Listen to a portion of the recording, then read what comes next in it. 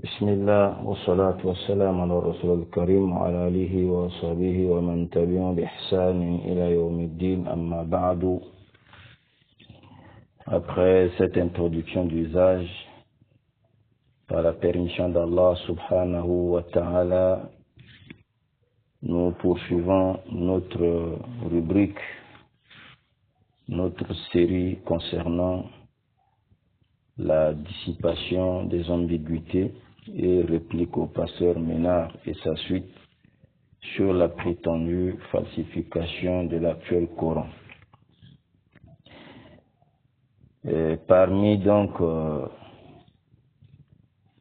les arguments, les prétendus arguments que le pasteur Ménard et sa suite et d'autres encore détracteurs de l'islam, les islamophobes et autres,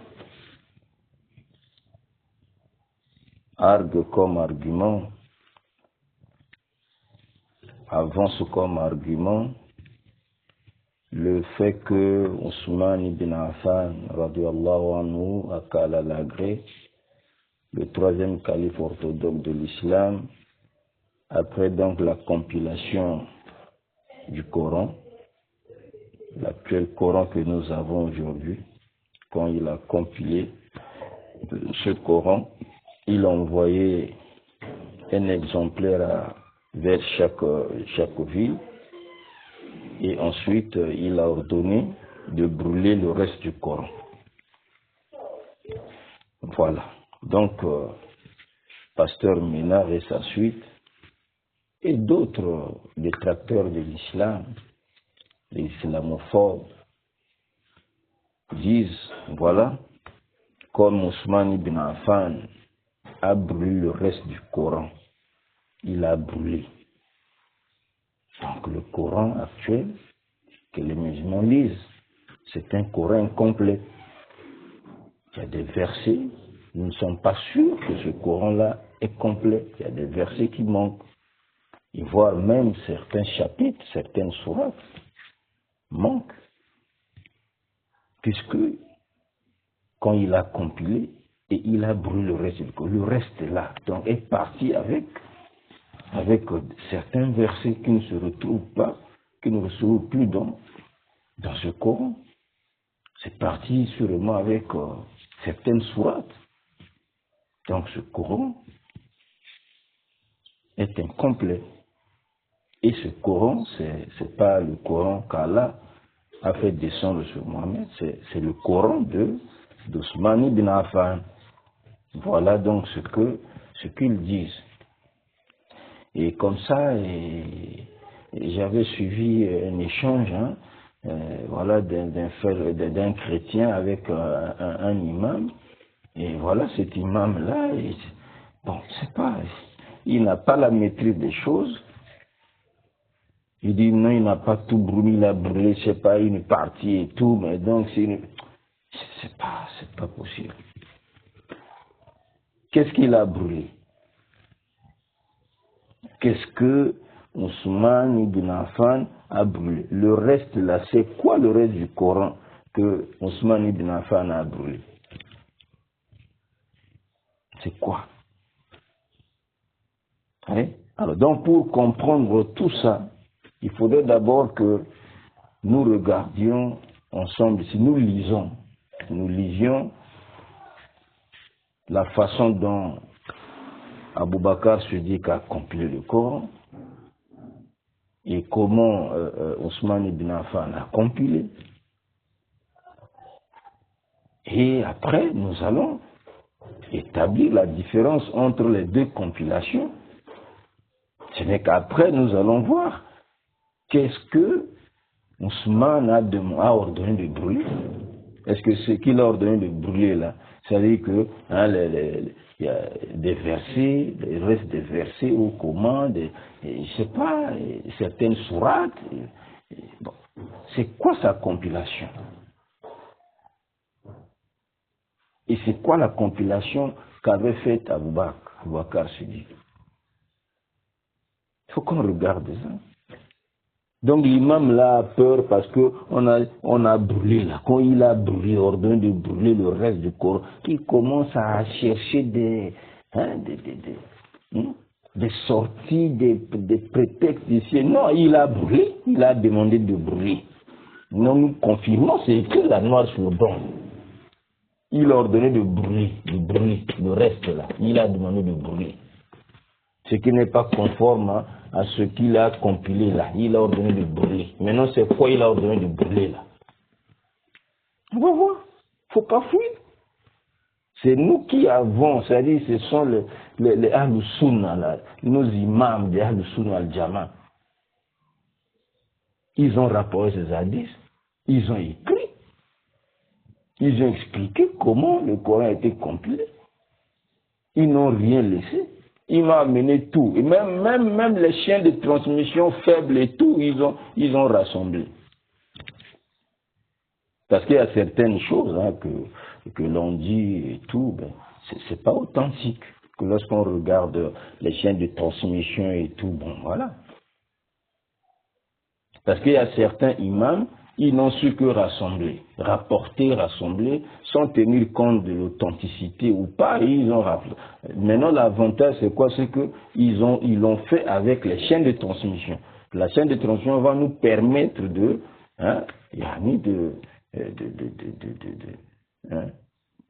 confirmer l'authenticité ou la non-authenticité de cet hadith-là. Ça nous permet. La chaîne de transmission. Bon, donc nous revenons ici là, c'est ça parmi les prétendus grands arguments qu'ils avancent. Ménard et sa suite et d'autres encore. Avant Ménard, voilà, ils disent bon, Ousmane ibn Affan a ordonné de brûler le reste du corps. Nous allons voir qu'est-ce qu'il avait demandé de brûler là. C'était quoi? C'était quoi sa compilation? Je crois que ceux qui ont déjà suivi les précédentes interventions ont dû déjà comprendre la différence entre la compilation d'Abou Bakr Siddiq et celle de Ousmane. Nous allons lire les textes ici. Mais avant d'y arriver, comme d'habitude, nous commençons toujours par affermir la foi des musulmans sur ce Coran. Nous lisons toujours les passages là où Allah dit au sujet de ce livre-là. Aucun livre n'a parlé comme le Coran comme ça. Aucun. Donc Allah dit au chapitre 15, verset 9, nous répétons toujours ça, pour tranquilliser les musulmans, que le livre qu'ils ont entre les deux mains, là, entre leurs mains, c'est bel et bien le Coran qu'Allah a révélé, a fait descendre sur son messager Muhammad. Paix et bénédiction d'Allah soit sur lui, envoyé à l'humanité tout entière. C'est bel et bien ce Coran. Il n'a pas changé. C'est bel et bien ce Coran.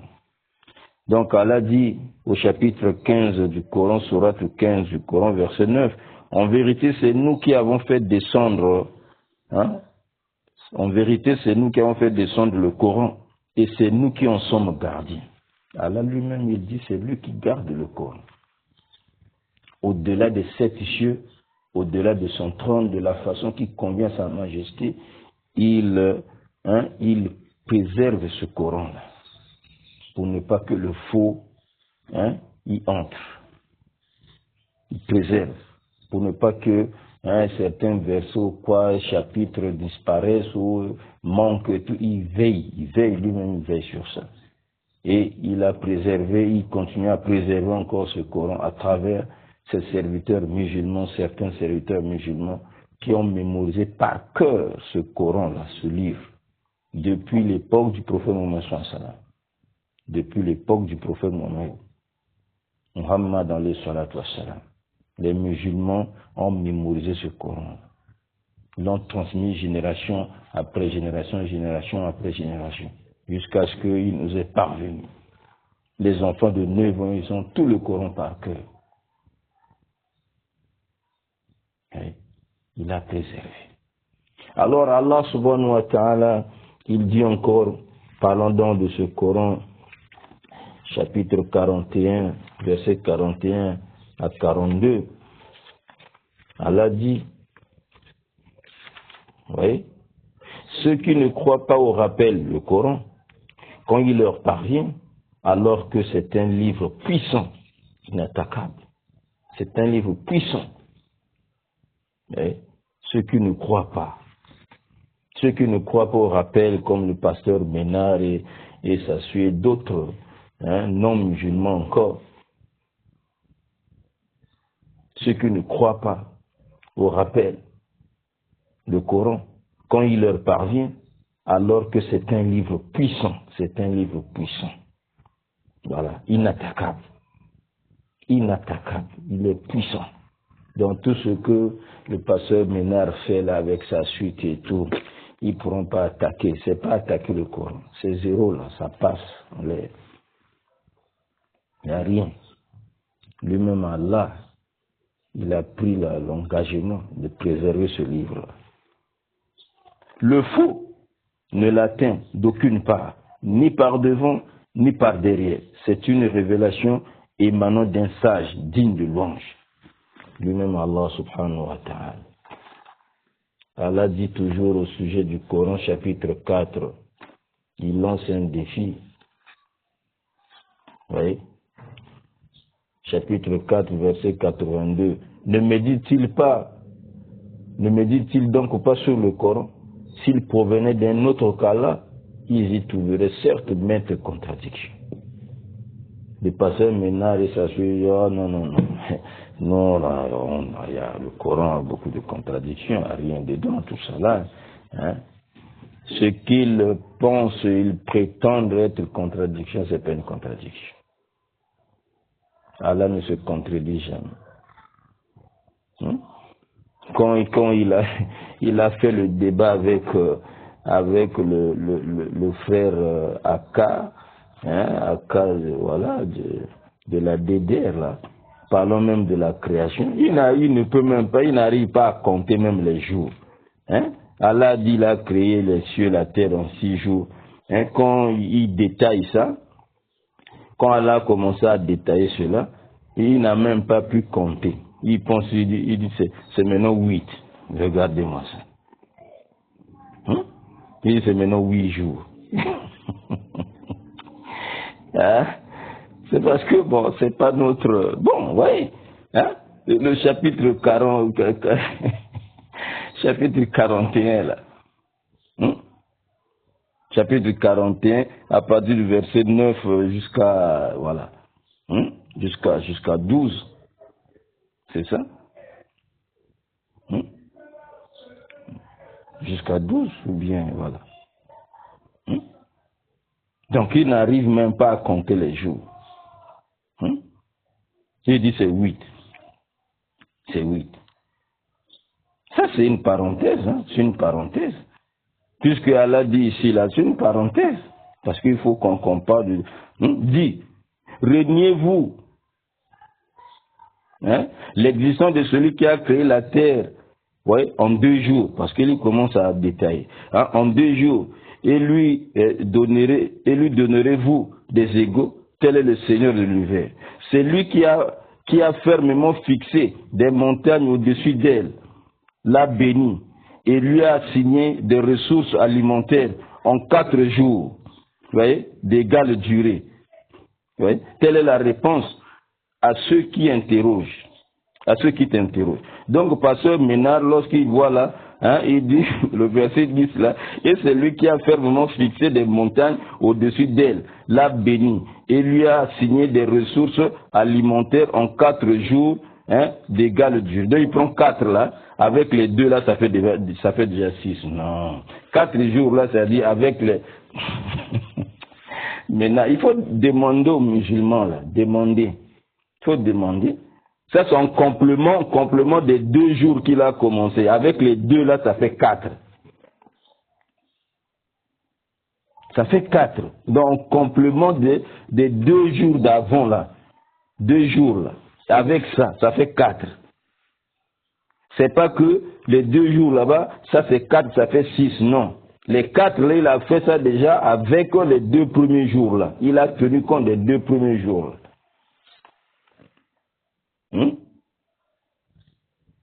C'est lui qui a créé la terre en 2 jours. Et lui donnerez-vous des égaux. Tel est le Seigneur de l'univers. Verset 10, c'est lui qui a fermement fixé des montagnes au-dessus d'elle. L'a béni et lui a assigné des ressources alimentaires en 4 jours, c'est-à-dire avec les 2 premiers jours là. Et ça fait les deux, avec ces 2 jours, ça fait 4 jours. Telle est la réponse à ceux qui l'interrogent. Verset 11. Et c'est ensuite adressé au ciel, qui était alors fumé, et lui dit, ainsi qu'à la terre, venez tous, bon gré, mal gré. Tous deux dire, nous venons, obéissons. Vous voyez, non? Au verset 12, il dit, et il décréta d'en faire 7 cieux, en 2 jours. En 2 jours. Donc avec les 4 là, et ça fait 6. Ménard dit 8. Il dit 8. Après, il dit, oh, Allah se contredit. Il se contredit. C'est toi qui ne comprends pas. Tu ne comprends pas. Chaque langue a son style et tout. Il y a des styles linguistiques, des machins et tout. Bon, voyez. Bon, ça, c'est une parenthèse pour dire que c'est toi. Quand il y a contradiction dans une apparente contradiction, c'est-à-dire c'est dans nos têtes. C'est pas la parole de Dieu, c'est dans nos têtes. C'est soit parce que nous avons peu de connaissances, on n'a pas encore beaucoup appris. Voilà pourquoi on n'arrive pas à comprendre, on pense qu'il y a contradiction. Voilà. Peu de connaissances, on s'embrouille. Sinon Dieu ne se contredit pas, Allah ne se contredit pas, son misère ne se contredit pas. Soit que tu es en train de prendre un verset qui était abrogé avec un verset abrogeant, bon, tu penses que c'est contradictoire ici. Non, il ne peut jamais y avoir contradiction entre un abrogeant et un abrogé, un verset abrogeant et un verset abrogé, ainsi de suite. Donc, bref, ça c'était une parenthèse. Je ferme. On revient maintenant, après avoir réciter ces versets pour rassurer les musulmans que le Coran là, que nous lisons, le Coran actuel là, c'est le même Coran qu'Allah a révélé à Muhammad. Alayhi salatu wa salam. Donc tout ce tel chapitre avait tant de versets à l'époque du prophète. Maintenant l'actuel Coran là n'a plus le même nombre de versets. Les autres versets sont partis où? Tout ça là, on avait dit, c'est seulement l'abrogation. Comme on n'avait pas la connaissance de ça, en lisant ces choses-là que les musulmans eux-mêmes ont écrites, ils pensaient donc clouer les musulmans et tout. Ils ne savaient pas que là, ils parlent de toutes ces choses-là. Ça, c'est dans le cadre de l'abrogé et de l'abrogé. 2 versets seulement. 2 versets, comme je l'avais dit, ont répondu à tout ça là. Verset 106 de Surat al-Baqarah, verset 101 de Surat al-Nahl, 16e chapitre du Coran. Ça parle de l'abrogation. Et on a vu les différentes sortes d'abrogation. Donc tout ce que Aïcha a dit, Oubé ibn Kamba a dit, ibn Masoud a dit, tout ça là, ça rentre dedans là-bas. On a répondu. Mais nous sommes aujourd'hui, nous atterrissons déjà. Je crois que avec tout ce qu'on a dû expliquer, les gens ont dû comprendre. On a dû comprendre que tout ce que Ménard a raconté, tout le bruit qu'il a fait, n'a même pas égratigné, le Coran. Le Coran reste là, intact, bien là, bien fixé, ferme. C'est la parole pure d'Allah, subhanahu wa ta'ala, la parole incréée. Ils ont dit non, Ousmane a brûlé le reste du Coran. C'est de ça que nous allons parler aujourd'hui. Le reste du Coran, c'est quoi? Et nous avons dit pour comprendre, lisons d'abord comment Abou Bakr, parce que ça a commencé là-bas. Le véritable, véritable homme qui a compilé le Coran. Le compilateur, c'est lui, Abou Bakr, celui-là. Le premier, c'est lui. Alors nous ouvrons Sahih Bukhari. On ouvre Sahih Bukhari. Moi, je n'ai pas les livres en français. J'ai pas Je lis seulement en arabe, je traduis avec mon petit français, là, ok? Voilà, donc vous qui avez les portables, je sais pas, vous connaissez un peu l'internet, là, vous entrez, là, vous cliquez quelque part, on vous traduit. Hein? Nous avons appris l'islam directement dans la langue de la révélation, ok? Donc, voilà. Qu'Allah nous facilite, on va aussi, avec le temps, acheter ces livres en français là aussi. Hein? Nous, on est arabophone là, tout est en arabe, et voilà. Voilà, donc nous ouvrons Sahih Bukhari, chapitre dit Babu Jamul Coran, dans la compilation du Coran, le rassemblement, on rassemble, l'assemblage du Coran là. On rassemble donc la compilation. Voilà. Donc, hadith 4986. Nous allons lire hadith 4986 et 4987. Hadith 4986, ça c'est la compilation d'Abou Bakr Siddiq, ce qu'il a fait en son temps. Hadith 4487 va parler de la compilation à l'époque de Ousmane. Radiyallahu anhuma. Qu'Allah les agrée tous deux. Alors, parlons d'abord d'Abou Bakr Siddiq. Nous lisons le premier calife orthodoxe de l'islam. Hadith 4986. Bukhari, il amène la chaîne de transmission. La chaîne de transmission jusqu'à Ubayd ibn Sabak, jusqu'à ce homme. Ubayd ibn Sabak. Alors, lui, il dit, Anna Zayd ibn Sabit radiyallahu anhu. Il dit que Zayd ibn Sabit, Kala a dit. On connaît déjà qui est Zayd ibn Sabit. On connaît ce compagnon-là. Que Ménard et sa suite, voilà, par ignorance, la non-maîtrise des textes, la non-compréhension des textes qu'ils lisent, ils ont dit qu'il était mécréant. Dans le Coran que nous lisons là, était compilé par un mécréant et qui ne connaissait rien du Coran. Je crois qu'on avait démontré là-bas qu'il était connaisseur du Coran. Il a mémorisé le Coran, du vivant du prophète. Il était même le scribe du prophète. Il écrivait la révélation à l'époque du prophète. Oui. Donc c'est lui que Abou Bakr va choisir. Il était le scribe du prophète, du prophète. Muhammad alayhi salatu wassalam. Il a mémorisé tout le Coran. Et nous avons vu aussi, il a assisté à la dernière récitation du Coran par le prophète Mohammed sallallahu alayhi wa sallam. Vous savez que chaque Ramadan, Rasoul sallam, il révisait le Coran, il exposait le Coran devant l'ange Gabriel, Jibril alayhi salatu wassalam. Mais l'année où il décédait, il l'a fait 2 fois. Zayd était là. Alors donc Zayd dit, Arsalillah ya Abou Bakr Siddiq, Maktala al-Yamam. Donc, Faïza Umar ibn Khattab indahu. Donc, Zayd dit, Abou Bakr a envoyé le chercher. Et quand il est arrivé, Umar ibn Khattab, le deuxième calife orthodoxe, était là chez lui, était là chez Abou Bakr Siddiq. Est-ce que vous voyez?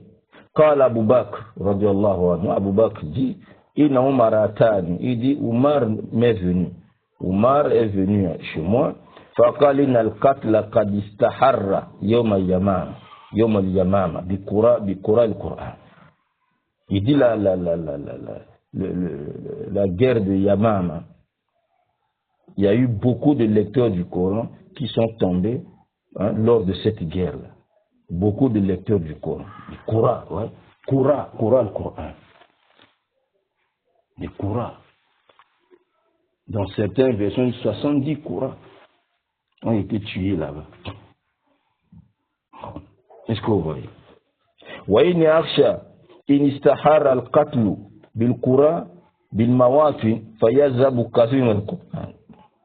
Je crains que si vraiment la tuerie des lecteurs du Coran s'intensifie en plusieurs endroits, que une partie du Coran puisse disparaître. Parce que quand ils meurent, ils vont mourir avec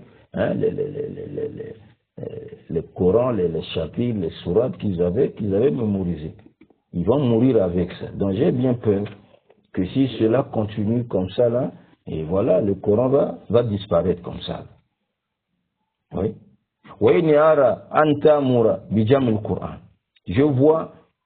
Je vois que tu ordonnes justement la compilation du Coran. Puisqu'il y a encore d'autres qui ont mémorisé le Coran qui sont là. Ils ne sont pas tous morts.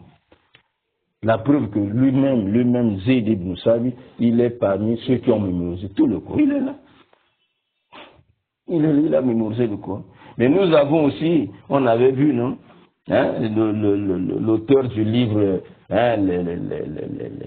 les études sur les sciences du Coran, quelques chapitres sur ça. On a vu, quand il a cité les lecteurs du Coran et tout, il a cité les quatre califes orthodoxes. Lui-même, Abu Bakr Siddiq, Omar ibn Khattab, Ousmane ibn Affan, Ali ibn Abi Talib. Ils étaient parmi les Corans. On avait vu ça. Alors bref, il dit ici, donc Omar donc, donne cet avis-là. Il dit à Abu Bakr, comme c'est lui le gouverneur des musulmans à cette époque-là, il dit vraiment, rassemble le Coran. Rassemble le Coran. À l'allure là, à l'allure où vont les choses, et voilà, le Coran pourra disparaître comme ça. Là. Qultu, le Omar, et j'ai dit à Omar, ça c'est Abu Bakr, après que Omar lui ait proposé cela, Abu Bakr se dit qu'il dit, Kefa naf'al shay'an lam yaf'alu Rasulullah sallallahu alayhi wa sallam. Il n'était pas encore partant, il dit, mais comment allons-nous faire quelque chose que le messager d'Allah n'a pas fait? Comment on va faire quelque chose que le messager d'Allah n'a pas fait? Le Rasul sallam est décédé, le Coran n'était pas rassemblé dans un seul livre. Donc comment nous allons rassembler ça maintenant dans un seul livre? Ce que le messager n'a pas fait. Oui, non? Oui. Donc, pour l'instant, Abu Bakr n'avait pas encore cette compréhension-là qu'avait déjà Omar. Or Allah subhanahu wa ta'ala avait déjà appelé cette révélation-là. Il a appelé cette révélation dans Surat Al-Baqarah, donc au deuxième verset. Il dit, c'est le livre au sujet duquel il n'y a aucun doute. Allah a appelé déjà ça le livre. Ça signifie quoi? Ça signifie qu'à la fin de la révélation, cette révélation prendra la forme d'un livre, c'est-à-dire dans les papiers bien là, voilà, rassemblés. Mais Rasul Salam n'a pas fait, oui, parce que à son époque, le Coran continue à descendre. Donc il y a des versets abrogeants, il y a des versets abrogés. Bon, donc si on rassemble déjà et que bon, il y a maintenant l'abrogé, ça il faut encore changer, il faut encore effacer, il faut encore faire ceci. Donc il a laissé comme ça. Pendant ce temps, on écrit. Le Coran descend, on écrit. Le Coran descend, on écrit. Maintenant, quand il est décédé, il n'y avait plus. On ne va plus faire descendre verset abrogeant, verset abrogé, c'est fini. Omar a compris ça, on peut compiler maintenant. Et surtout avec ce risque-là, que les lecteurs commencent à mourir comme ça. Là. Alors, voilà ce que Abu Bakr Siddiq a répondu d'abord, dans un premier temps, à Omar ibn Khattab. Ok? Après, il dit, quand Omar, Aza Wallah khair. Omar insiste, il jure même par Allah. Il dit, je jure par Allah. C'est bien ce que je te demande de faire. C'est un bien pour la communauté. Rassembler tout le Coran. Falam yazal Omar yurajioni. Omar n'a pas cessé de me rappeler cela. Il a rappelé, hatta sharaha Allah sadri, jusqu'à ce que Allah a ouvert ma poitrine à cela. C'est-à-dire, maintenant il a compris. Il a compris que ce que Omar est en train de dire là, c'est la vérité. Allah a ouvert son cœur. Il dit Allah a ouvert mon cœur. Waraïtu fi zalika allazi ra'a Omar. Il a vu maintenant la même chose qu'Omar a vu. C'est là où Kala Zayd dit, Kala Abouakar dit. Vous voyez, non? Il commence à donner les qualités qu'avait Zayd ibn Sabit.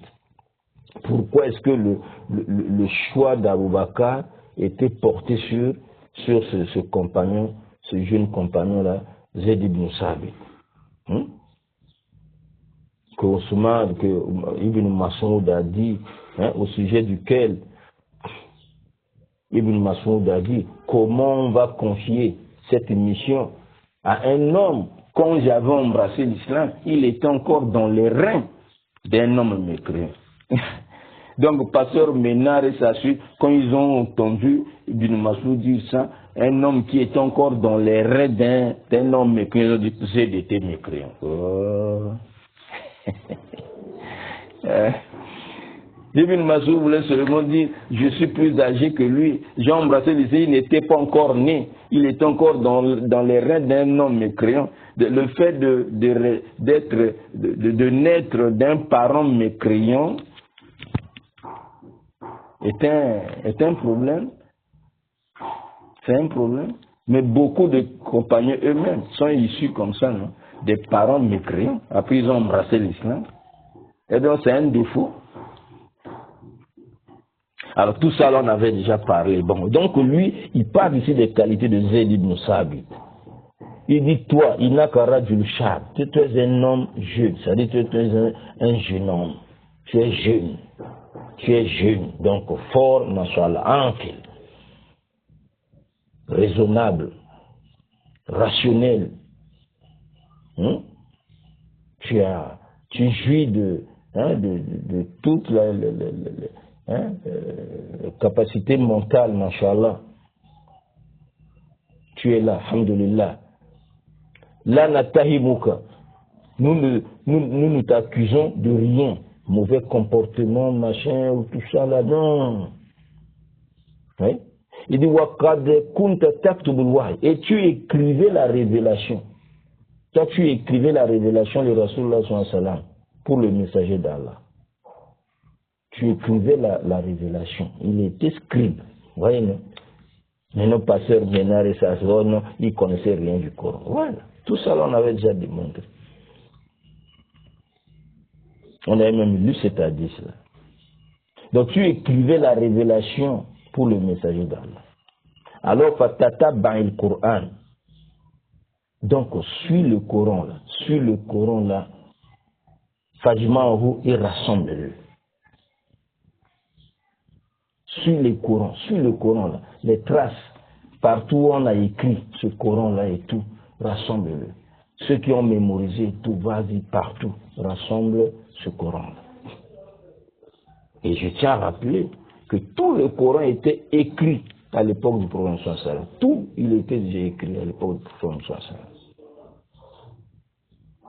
Et les versets étaient déjà ordonnés, ordonnancés là. L'ordre des versets était dicté par le prophète sallallahu alayhi wa sallam. L'ordre des versets que nous voyons là, tout ça, c'était le prophète lui-même. Il va dire tel verset, mettez ça après tel verset. Tel verset, mettez ça après tel verset. Donc, tel sourate, kaza. Alors, sur ce Coran-là, rassemble-le-moi. Il dit, Fawallahi, Zayd dit, Fawallahi, law kalafuni, nakli jabal, min al-jibal, ma kana askala alayya mimma amarani bihi, min jami Coran. Il dit, si on m'avait confié de déplacer une montagne parmi les montagnes, cela m'aurait été facile par rapport à ce qu'on vient de me demander là. Ce qu'on vient de m'ordonner de faire, de rassembler tout le Coran. Lourde responsabilité. Et lui aussi dit, comment faites-vous quelque chose, voulez-vous faire quelque chose que le messager d'Allah n'a pas fait? Il dit, Wallahi, c'est bon, c'est une bonne chose pour la communauté. Là, Niazal Abouba Yuradio, Aboubakar a insisté, a continué à expliquer, à Zayd le bien fondé de cela, et jusqu'à ce que Zayd dit Hatta sharaha Allah sadri lilladhi sharaha Allahu sadra Abu Bakr Siddiq wa Omar. Et Allah m'a ouvert la poitrine, a ouvert mon cœur, comme il a ouvert le cœur d'Omar, il a ouvert le cœur d'Abu Bakr Siddiq. Il dit Fatatabat le Coran. Et j'ai suivi le Coran. Poursuivi le Coran, suivi les traces du Coran partout où les gens avaient écrit sur les ossements, les omoplates, sur les tablettes, sur les peaux d'animaux, sur Tatabat. J'ai suivi cela. Tatabat le Coran, je le rassemble. Min al-Unsub. Wal-Likhaf. Vous voyez, non? Donc, il suivait ce Coran-là, là où partout on avait écrit ça, sur les omoplates, sur comment on appelle, les pierres, ainsi de suite. Wasudur Rijal est dans les poitrines, les cœurs des gens. Donc il poursuit. Donc quand il arrive auprès d'une personne, oh non, j'ai tel écrit, voilà les écrits. Il a, récite. Soit par cœur, là il récite par cœur, après il voit aussi ce qu'il a écrit. Et dans d'autres versions même, il a durci même comment on appelle. Tout ça là c'est pour se rassurer encore. Il faut qu'on apporte deux témoins qui vont réciter la même chose, et puis voilà. Alors lui-même il est mémorisateur, lui-même il a mémorisé le corps, c'est un grand lecteur, mais tout ça là c'est pour se rassurer encore. Il contrôle tout. Il a fait ça, il a rassemblé, il dit hatta wajjatu akhir surat at-Tawbah, jusqu'à ce que j'ai trouvé même la fin de la surat at-Tawbah. Surat at-Tawbah c'est 9e chapitre du Coran. Il dit j'ai trouvé ça. Il dit Ma'abi Khuzayma al-Ansari. J'ai trouvé ça auprès de Khuzayma, Abi Khuzayma al-Ansari. La Majidwa ma ahadin ghayrihi. Je ne l'ai pas trouvé, c'est-à-dire écrit là, chez un autre que lui. Mais sinon, c'est mémorisé par d'autres. Mais écrit là, par écrit, c'est lui qui a écrit. Il est mémorisé. Il a trouvé ça. Hatta khatimatu bara'a, jusqu'à la fin, il a trouvé ça. Donc la fin de sourate 9 du Coran, laqad ja'akum rasulun min anfusikum. Il a trouvé ça, c'est ce tome. Ouais. Le verset, comment on appelle,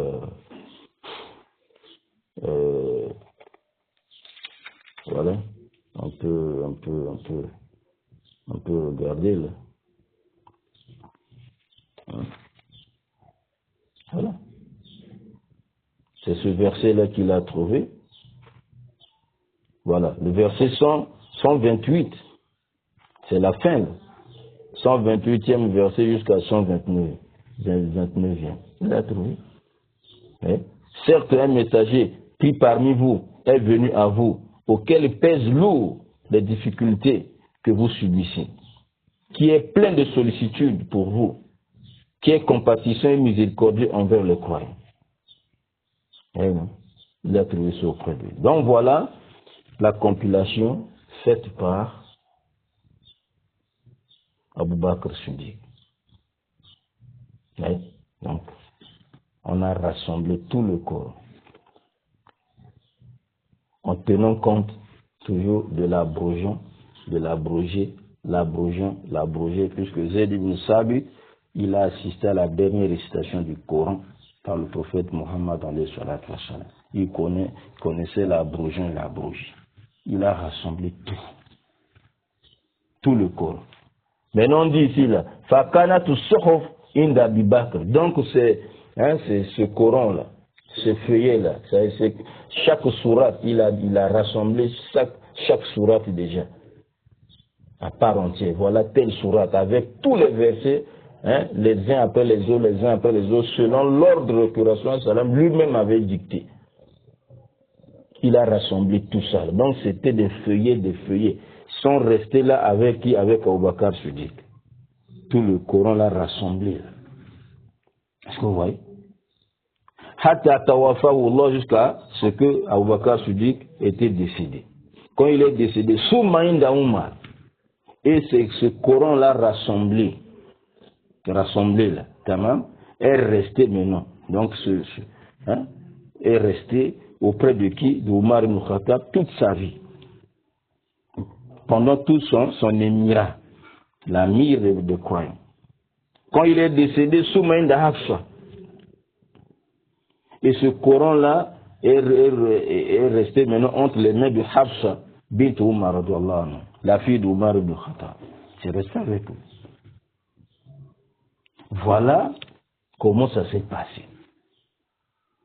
Donc ce Coran-là va se retrouver maintenant entre les mains de Hafsa après la mort de son père. Donc quand Zayd a rassemblé, Abu Bakr a gardé ce Coran-là. Donc c'est lui le premier à avoir compris le Coran.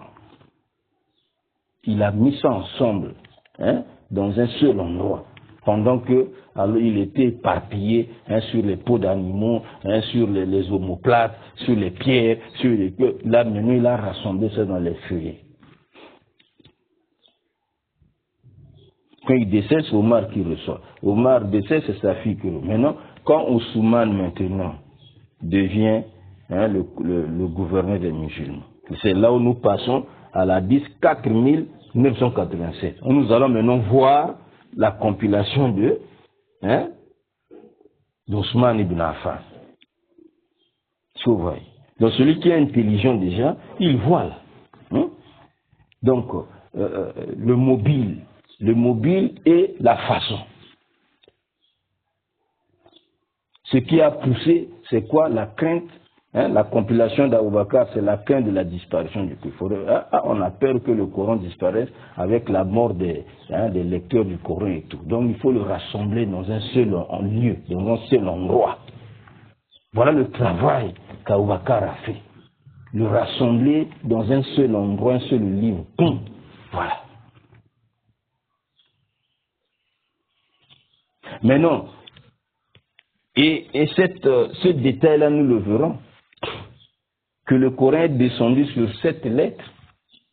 Le Coran est descendu sur 7 lettres, on verra ça encore.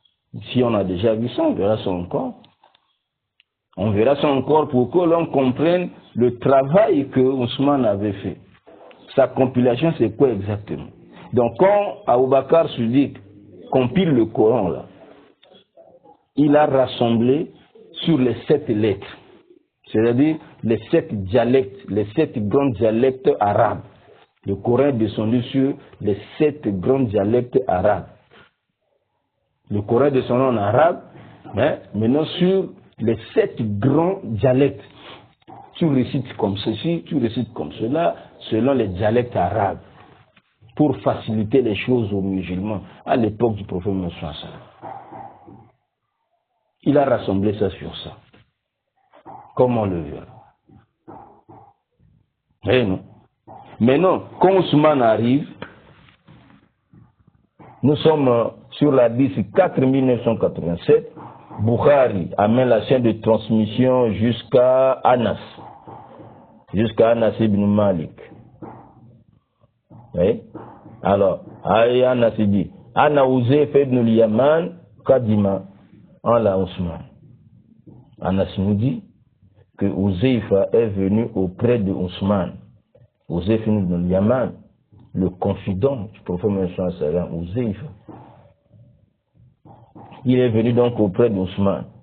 Wakana yughazi al-Sham. Lui, Uzayfa, combattait, donc faisait la guerre combattait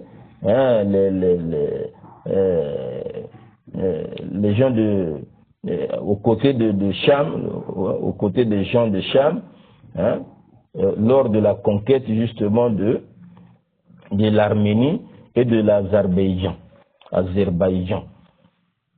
Il combattait aux côtés des gens de Cham, les gens de la Syrie. Pour la conquête de l'Arménie et Azerbaïdjan. Ma'al l'Irak avec les gens de l'Irak. Alors, quand il a assisté à cette guerre-là, la bataille de l'armée, la conquête de l'Arménie, de l'Azerbaïdjan, il a constaté un phénomène là-bas. Quand les gens de la Syrie récitaient le Coran, ils récitaient d'une façon. Quand les gens de l'Irak récitaient le Coran, ils récitaient d'une autre façon. Et entre eux là, donc ils se bouffaient les nez, ils commençaient à dire, toi là, tu ne lis pas bien, l'autre non, c'est ma lecture qui est meilleure et tout. Ouais, c'est ces divergences-là dans la lecture du Coran. Lui, il a vécu ça, il a vu, c'était dangereux. Voilà pourquoi il dit, donc leur divergence dans la lecture du Coran a effrayé, vraiment a fait peur à Uzaifa. On dit divergence dans la lecture. Hein? Maintenant, quand les pasteurs maintenant ils lisent dans Sunan at-Tirmizi, dans Sunan at-Tirmizi, on dit Farah Uzaifa, hadith numéro 3104, hadith numéro 3104. Farah Uzaifa tu ikhtilafun fil Coran. Uzaifa a vu leur divergence au sujet du Coran. Leur divergence au sujet du Coran. Donc, quand ils prennent cette version-là, ils pensent que, bon, leur divergence au sujet du Coran, donc les versets, certains, ouais, il y a des versets qui sont, je sais pas comment, là, des sourates qui manquent ici, il y a des sourates qui existent là-bas, si ça n'existe pas, des trucs, ouais, je sais pas, tout ça. Ouais. Il faut rassembler tous les hadiths sur un sujet, sur un thème. Oui, la version de Bukhari nous explique la divergence en question, c'est au niveau de la lecture du Coran. La façon de lire le Coran. Est-ce que vous voyez, non? Donc cela a effrayé Uzaifa. Fakal Uzaifa to l'Ousmane, Yamir al-Moumin. Donc quand il est revenu à Médine, il va dire à Ousmane, qui devient donc le gouverneur, le chef des musulmans, l'ami des musulmans. Il dit Adrik Azil Umma, rattrape cette communauté, Qabla an yakhtalifu fil kitab, avant qu'elle ne diverge au sujet du livre, Ikhtilaf al-Yahoud wa Nasara, comme les juifs et les chrétiens ont divergé. Rattrape la communauté.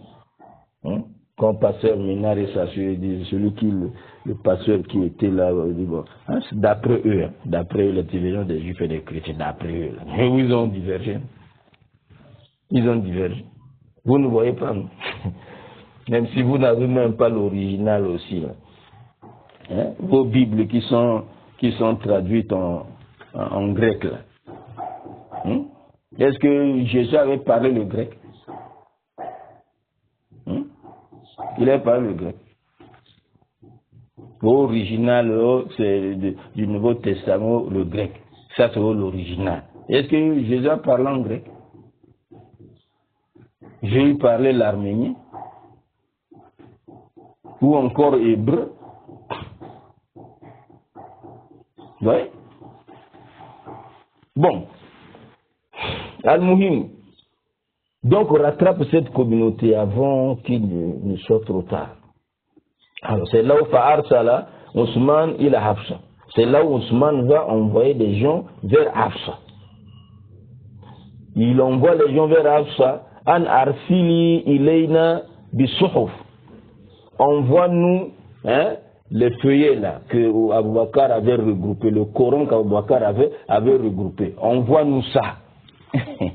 C'est là où Ménard, avec sa suite, ne comprennent rien dire. Pourquoi Ousmane va prendre la copie de Hafsa, alors qu'il y avait plusieurs copies. Il y a la copie d'Aïcha, qui avait telle sourate, tel verset, je ne sais pas quoi. Il y a Oubey, il y a Kaza. Chacun il y avait plusieurs Corans. Pourquoi venir prendre seulement Hafsa? Ils n'ont pas compris que le Coran, là, c'est-à-dire que ce qui est entre les mains de Hafsa, c'est ce qu'Abou Bakar avait rassemblé déjà. A demandé à Zayd de rassembler. Il a rassemblé tout le Coran. Toutes les sourates sont là. Avec leurs versets bien ordonnés. Comme Rasoul Salam l'avait dicté. Il a rassemblé. dans un seul endroit. Ce qui était éparpillé sur les ossements, sur les peaux d'animaux, sur les tablettes, maintenant on a mis ça dans un seul endroit. C'est ça là qui était resté avec Aboubakar. Quand il décède, ça reste avec Oumar. Oumar décède, c'est maintenant avec sa fille. C'est ça qu'on a envoyé. Donc tout ce que Hafsa avait, les Aïcha avait, je ne sais pas qui avait, on a déjà rassemblé. On a déjà rassemblé ça dans un seul endroit. C'est ça maintenant l'original. C'est ça l'original du Coran. C'est ça là qui était avec Hafsa même. C'est pas la copie de Hafsa. Non, c'est tout le Coran. Tout le Coran qu'Aboubakar avait déjà rassemblé à son époque. Oui. En tenant compte des abrogeants, des abrogés, abrogeants, abrogés. Tout est là. Donc on voit nous les sourds, les fluets. Écoutez maintenant, Nansakhuha fil Masahif. Nous allons copier ça maintenant. Vous voyez, non? Vous voyez, donc Ousmane n'a même pas quelque chose de dire copie seulement. Il va maintenant copier ça dans plusieurs livres, dans plusieurs exemplaires. En plusieurs exemplaires, on va copier ça. On va faire beaucoup d'exemplaires. Il copie. J'avais dit l'autre fois, l'exercice de copier là, copie. Quand on était à l'école primaire, là, on dit, il y avait une matière, on dit la copie, non? Le maître, il écrit au tableau, le texte au tableau. Maintenant, nous, les élèves là, copient seulement, recopient. Ce qui est là au tableau, ils mettent ça dans leur cahier. Ils transcrivent là. Donc, en transcrivant là, on va ajouter, on va diminuer. Tu copies seulement, tu recopies même chose qu'on a mis au tableau. C'est ça que tu vas mettre dans ton cahier. Tu ne vas pas ajouter ni retourner. C'est ce qu'Ousmane a fait ici. Donc, où sont les versets qui vont lever, les chapitres qui vont lever? On copie seulement. Après, vous allez constater le travail qu'il va faire. Il recopie d'abord. Donc, on copie tout dans les Masahif. Souma Narudu Ileka. Donc, nous allons copier ça, après, on va te restituer. Regardez. Oh, Dieu d'Abraham. Vraiment, pasteur Ménard, vous faites. C'est-à-dire que, je sais pas, vous faites honte. Faites honte. Quand on dit, après il a brûlé le reste du Coran. Là. Mais le reste du Coran qu'il a brûlé, c'est quoi exactement? On va voir. Voilà, on vient de dire là, donne-moi le Coran là, que Aboubakar avait compilé. Donc nous allons copier. Nous allons recopier ça seulement. On recopie. Donc ils ont fait ce travail là, de la copie. Et après, ils ont restitué l'original. J'étais même heureux d'écouter ça de la bouche de l'un des acolytes de pasteur Ménard. Il dit après, on restitue l'original. Ils vont restituer l'original, ils ont copié. Ils ont fait ça dans plusieurs exemplaires, après ils ont restitué l'original. Est-ce qu'ici, il a fait le travail d'ajouter une sourate, d'enlever une sourate, d'enlever un verset, d'ajouter un verset? Non, on copie seulement. Après, on vous restitue. Oh Dieu d'Abraham. Est-ce que c'est difficile à comprendre ici? Fa'arsalat biha. Et Hafsa aussi a envoyé, il a envoyé ce Coran-là à Ousmane. Fa'amara Zida, et Ousmane va ordonner à Zayd ibn Sabit. Il ne va pas le laisser seul. Ou Abdullah ibn Zubayr. Il va joindre à lui Abdullah ibn Zubayr, ou Saïd ibn al-As, ou Abdurrahman ibn al-Haris ibn Hisham. Il va joindre à lui trois hommes. Abdullah ibn Zubayr, Saïd ibn al-As, Abdurrahman ibn Haris ibn Hisham. Oui. Il dit Fanasakhuha fil Masahif. Ils ont copié maintenant. Ils ont copié cela dans plusieurs livres. Masahif, dans plusieurs livres, plusieurs exemplaires. Ils ont copié ça en plusieurs exemplaires. Ils ont copié ça en plusieurs exemplaires, qu'on appelle le Mus'haf, maintenant le Coran. Plusieurs exemplaires. Ils ont copié. Tamam. Wakal Ousmane. Et Ousmane il dit, le Rahat, al-Qurashiyin, à Salasa. Donc les 3 hommes qu'il avait joints à Zayd ibn Sabi étaient les Quraysh, les Quraysh de la tribu du prophète Mohammed sallallahu alayhi wa sallam. Il leur dit, il dit à ces 3-là, Izartalaftum antum wa Zayd. Si vous divergez, s'il y a divergence entre vous et Zayd, donc vous les Quraysh, là, les 3 Quraysh et Zayd, s'il y a divergence, fi shay'in min al-Qur'an,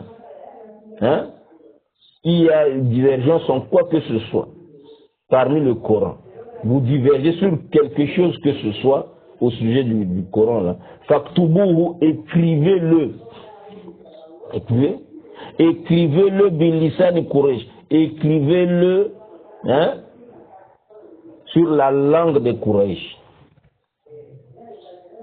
Écrivez-le sur la langue des Quraysh. Faïnama nazala bilisanihim. Parce que ce Coran-là est descendu sur leur langue. C'est-à-dire la grande majorité. La grande majorité du Coran est descendue sur le dialecte Quraysh. Parce que nous allons encore le voir, on l'avait déjà vu, on va encore le voir, que le Coran est descendu sur 7 lettres, c'est-à-dire 7 grands dialectes arabes. Donc quand il y aura divergence entre vous et Zayd là, vous voyez non? Divergence sur quoi? La prononciation. Sur les prononciations et tout ça, vous comprenez?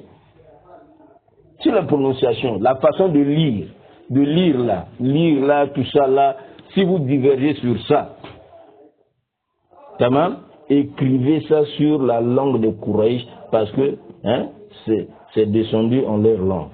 Fafan alors ils ont fait ce qu'Ousmane leur a recommandé. Donc ils ont exécuté. Quand il y avait divergence, ils écrivaient comme les Quraysh prononçaient.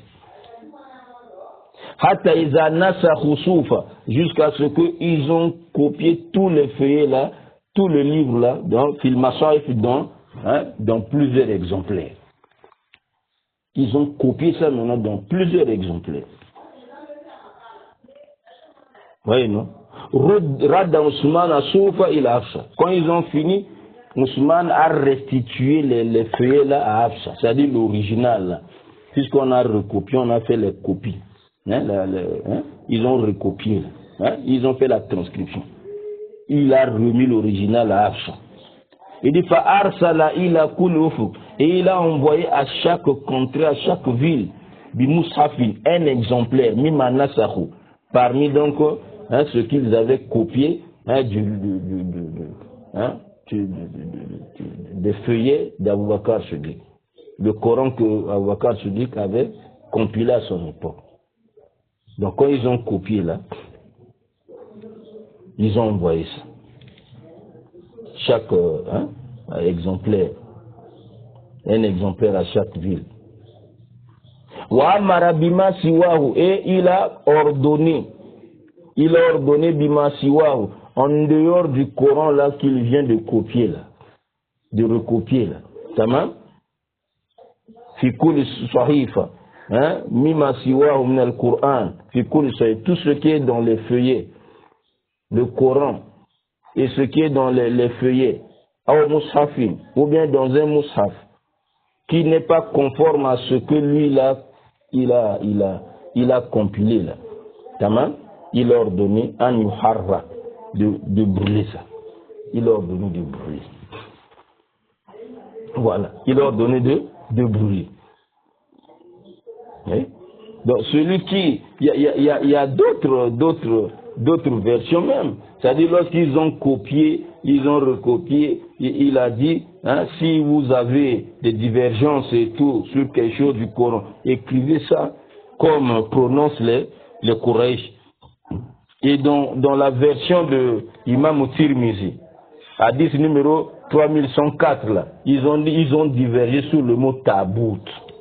Vous voyez, non? Ils ont divergé sur le mot tabout. Oui? Le mot tabout. Eux ils disaient, les Qurayshiyoun ils disaient tabout. Zayd ibn Sabi disait tabouhu. Et il disait tabout. Et lui, Zayd disait tabout. Ils sont venus auprès d'Ousmane. Voilà la divergence. Lui, nous disons tabout, Zayd dit tabou. Mais non. Ousmane a dit écrivez comme les Quraysh prononcent. Parce que le Coran était descendu sur leur dialecte. C'est-à-dire la grande partie du Coran. Ils ont écrit. Donc si quelqu'un est intelligent, vous allez comprendre que le travail qu'Ousmane a fait, c'est le travail de rassembler tous les musulmans sur un seul Coran et de la façon que les Quraïsh ont prononcé. Hein? Ménard, pasteur Ménard est à suite là. Si vous êtes intelligent là, hein? En mettant tous ces textes-là ensemble, on comprend que le travail qu'Ousmane a fait, c'est de rassembler le Coran. C'est-à-dire tous les musulmans en une seule prononciation, comment prononcer les Quraïsh, le dialecte des Quraïsh. Donc, alors que le Coran là était descendu sur 7 dialectes, comme on va voir, 7 lettres. Tu peux lire comme ceci, tu peux prononcer comme cela, tu peux prononcer de telle façon, tu peux prononcer parmi les 7 dialectes arabes. C'est ça qui a amené la divergence. Et avec les fautes, avec les gens aussi qui ne sont pas des Arabes et qui ont embrassé l'islam, d'autres fautes encore se sont amplifiées. Il dit, ça maintenant, il faut rassembler les musulmans sur un seul livre, une seule façon de prononcer, la façon dont prononcer les Quraysh. Maintenant, pour avoir cette façon-là, on fait quoi? On met les voyelles. C'est ça. C'est-à-dire le Coran que Abu Bakr Siddiq avait rassemblé là, il n'y avait pas les voyelles. Nous appelons ça voyelles comme ça. C'est-à-dire ce sont les caractères là. On appelle ça Fatha pour donner le son A, Kasara pour donner le son I, Dama pour donner le son OU. On met ça maintenant sur les lettres. Maintenant, on doit prononcer ça comme les Quraysh prononcent. C'est ça qu'il a fait. Et quand il a fait ça maintenant, les autres livres là, les Corans qui n'ont pas la vocalisation là, on n'a pas mis ça, Fatha, Kasara. Là, si on ne met pas, chacun va continuer à prononcer comme dans sa langue, dans son dialecte, comme il veut, et la même divergence va continuer. Donc on va rassembler les gens sur une seule façon de lire, la façon dont prononcer les Quraysh. Voilà le travail qu'il a fait. Et le reste là, il a demandé de brûler. Donc, vous voyez, non? Bon, donc, comme il est l'heure, on s'arrête d'abord ici. On n'a pas fini. On va revenir. Maintenant que nous avons lu les textes, la façon dont Abu Bakr a compilé le Coran et la façon dont Ousmane a compilé, nous allons maintenant continuer et pour voir ce qu'il avait demandé de brûler là, c'est quoi exactement? Et qu'est-ce qu'Ali ibn Abi Talib a dit sur la compilation d'Abu Bakr Siddiq, ce qu'il a dit sur la compilation d'Ousmane, puisque les chiites, ils insultent, ils maudissent Abu Bakr, ils insultent Ousmane. Qu'est-ce que Ali va dire avant de continuer? Ça, c'est ce que nous allons voir dans la suite de notre intervention. J'ai dit ce que vous avez écouté, j'ai dit ce que vous avez entendu. Wa sallallahu ala Muhammadin wa ala alihi wa sahbihi ajma'in.